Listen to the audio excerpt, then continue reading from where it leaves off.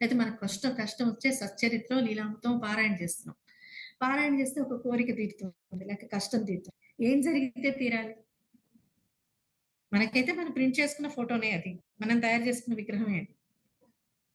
ఎక్కడ డిఫరెన్స్ వస్తుంది? ఒక రాయి దగ్గరికెళ్ళి మనం చెప్పుకుంటే జరగదని మనకు తెలుసు. విగ్రహం దగ్గర చెప్పుకుంటే బాబా మందిరంలో బాబాకు చెప్తున్నామని మనకు తెలుసు. ఎలా?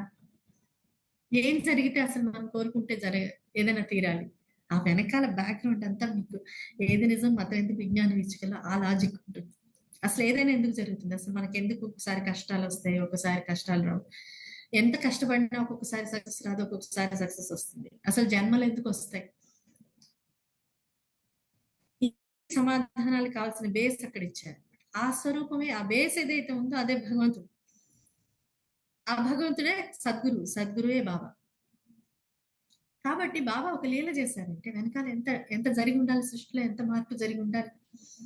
ఆ మార్పు గురించి ఎంత అప్రిషియేట్ చేయగలుగుతామో అంతగా ఆయన గొప్పతనం మన మనసులో ప్రతిష్ఠితం అవుతుంది. ఆ ప్రతిష్ఠితం అవటం వల్ల మనకి న్యాచురల్ గానే ఆయనకి నచ్చినవే మనకి నచ్చడం మొదలెడతాయి. అందుకు బేస్ గా ఏం చెప్పారంటే